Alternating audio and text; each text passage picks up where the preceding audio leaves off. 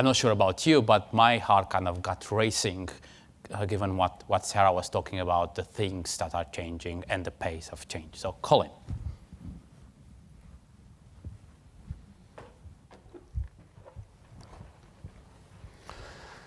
Ina mana ina reo ina rauranga tira mā, tēnā koutou, tēnā tātou katoa. Can I start by acknowledging the Gadigal people and their elders, past, present and future? Well, that was pretty inspiring, wasn't it? Just think of all of those things that we're now going to have to do as public servants, on top of everything else that we have to do. Quite scary at times when you think about the pace of change and the times that we are in. And you know, I'm a baby boomer. You know, proud baby boomer, who's very fortunate that I actually have a degree in computer science. So I'm an unusual beast because I kind of got on the technology treadmill quite early on in my career. And it's given me, many years of trying to figure out, well, where's this technology thing heading? And the sort of innovation opportunities, the sort of challenges that we're now facing, I think are unprecedented.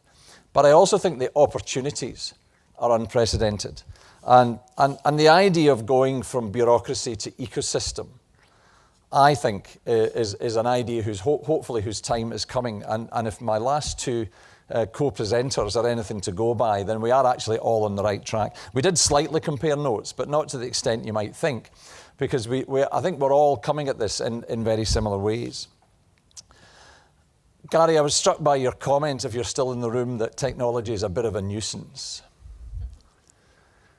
Well, we're going to have to go over that, folks. You know, technology is a reality, and it's an absolute reality.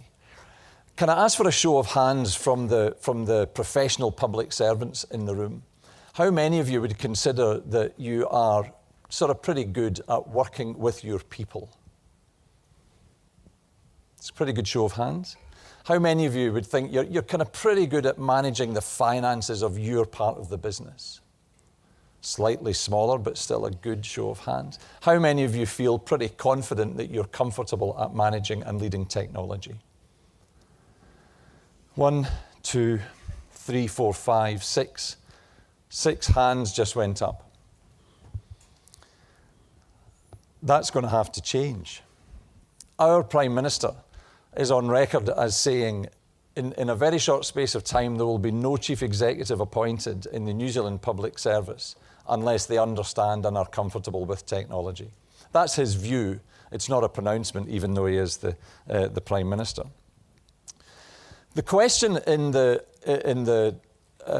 précis for this session asked whether we can harness technology, and I actually think it's not a question of can we.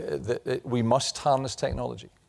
My belief and my contention is that it's the only way that as public administrators we can face and deal with the challenges that are coming up, that we are coming up against. And in fact, that it's not really a technology problem at all. The technology isn't the issue. It's actually a leadership problem. And I think it's people like us that have an opportunity to change the way citizens are experiencing government through the use of technology, but not for the purpose of deploying good technology. As Chris says, it's about solving problems for citizens. And technology, although I know it doesn't feel like that on some days, is actually there to help us. Yesterday, Bill English said that bureaucracy is good at delivering mass market, predictable, repeatable processes, and I think he's right. Technology is also very good at doing that. And we've seen high levels of automation over the last 30 years. That have taken what used to be considered to be quite complex activities and turned them into repeatable processes that people don't have to get involved in anymore. And there's a number of examples of that. And that trend will just simply continue. So things that we are doing today that we consider to be complex and difficult, and are complex and difficult, will soon be regularized and be automated. So how do we harness that? How do we harness that increasing ability to take the complex and make it repeatable? How do we harness that to have a new kind of bureaucracy that isn't just about mass market, predictable, repeatable processes, but is actually about tailoring and is about the customer of one or the client or citizen of one? How can we do it? Because we cannot do it through personal means. banks and insurance companies and airlines many years ago figured out that they can't do this stuff simply by adding in more people. They have to use technology to create the illusion of a personalized service. And that illusion of a personalized service is based on data and information. So how can we do it at scale? Because I really get inspired by the stories of innovation and the pockets of, the green seeds green shoots that are sprouting. But as New Zealand's Government Chief Information Officer, I've got to try and think about how do we do this at scale? And how can we do this in a way that actually takes the whole system forward? And just building on a point made earlier, it has to be done in a way that it isn't just leaving things in the hands of the political and the administrative bureaucratic elite. I think in here lies some of the answers to some of the big issues we've been grappling with. While my focus is unashamedly at the front end, it's at the delivery end, the sharp end to citizens, I think it goes right back up the value chain to the very proposition that we put in front of citizens about the responsiveness of government. So my argument is the revolution is here already. And certainly in New Zealand, we've had some interesting challenges with technology over the last few years.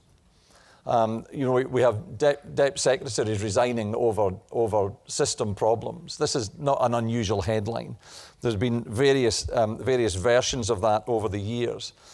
But it does, it does happen and still happens, that technology causes us difficulties and is in fact a nuisance. So how do we get beyond that? And how do we get to a point where it isn't just a nuisance? In New Zealand, our political leaders put in place a set of targets, very clear, very demonstrable targets. Areas like reducing reoffending, improving health outcomes, improving educational outcomes. And two of those results are about changing the nature of the relationship between citizens, businesses, and the government in the online space, making it more straightforward to use technology to access services. And in a simple sense, our target in one of our results is by 2017 to have 70% of the most common transactions being done online. We now think that's not the best target because it doesn't talk to anything about simplicity and tailoring and making it easy. It just simply is a case of driving numbers online. So our thinking about that has moved on, and it's become hopefully a little more sophisticated. To do this stuff at scale, then I think we need to move away from the idea that government is the provider of all of these services. And very much, as the previous two speakers have said, that the innovation, some of it will come from us, but most of it will come from others. So I think it questions our job and our role as public servants. And I think in this space, our role is to help make that shift from supplier, because at the moment we're a supplier of services. Some of us are doing what's referred to, and this is from MIT, we're doing what's called running omni-channel businesses, where we try and bring things into channels in a coherent way to make it easier. So that means if you go into your app and make a banking transaction, then if you go to the ATM knows about it. It's kind of as simple as that. I think where we need to go to is much more towards being part of an ecosystem. But ecosystems of this nature, so an ecosystem is just simply something that a bunch of different players coexist in. But an ecosystem of this nature can't occur unless somebody drives it. It won't arrive on its own. And I think government's job is to drive that ecosystem. And if you wanted to think of a parallel, then Amazon is a really good example. Amazon has created an ecosystem. Most of the things that we buy on Amazon are not provided by Amazon. They're not products that they hold, but they've created an ecosystem that others can come into and provide services from. Now, I think the basis of that ecosystem has to be information. And increasingly, and this isn't to do with my job title having the word information in it, because actually what it means is I'm the government's kind of main IT guy. I'm not the main information guy. But increasingly, I think the key to all of this lies in information. It lies in information being made open and available. Now, that does include appropriately protected, privacy-protected personal information. And we can dig into that a little if anyone's interested in the panel discussion. Creating an environment where government's information is open and available for others to come in and create and provide services, to draw insights, to establish policy positions, I think is the way forward. And our job will be to create that ecosystem. But we're not creating it for its own sake. We're creating it to help us and others to deliver services that people want, building services around people's lives and around their own personal needs.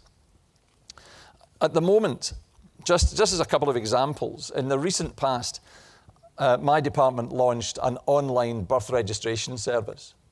Quite straightforward. Simply gave the ability to, after the birth of your child, to go on and register online.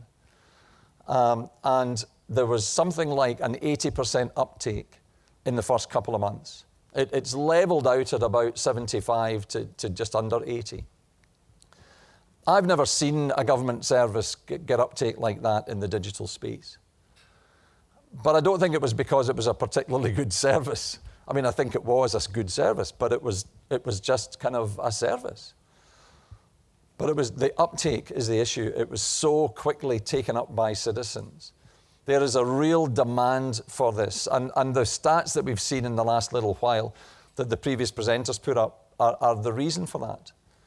Connectivity is just pervasive. People want to be able to do services when they can and how they want to. And increasingly, government has to move from being centred on what we do to centred on citizens. So the next wave of our kind of birth of a child thinking is to try and put together a service that brings health, tax, birth registration, and about 5 or 6 other agencies together to create a service. Can you imagine how difficult that is? To coordinate all of these agencies who work to all of these different mandates. And it's an incredibly challenging job. We're hoping to launch our first pilot of this integrated service before the end of the year. But we're learning a huge amount about how to work across the complex system of government. But it's not repeatable, it's not sustainable. So while it will be a good service when it's launched, it's not in and of itself the answer. So I think in closing, and I'm saying that just to give you hope that this will be coming to an end shortly, I'll say in closing that you absolutely must disrupt. Because if we simply keep doing, the definition of insanity is to keep doing the same thing and expect a different outcome. So we have to disrupt. We have to do things differently. We have to try and experiment. We have to take risks, and we all know how difficult that is. None of us like being on the receiving end of a lambasting in the newspapers or by our ministers, but we have to take those risks. But it can't stop there. I think the real challenge for us as public servants is to disrupt, then embed.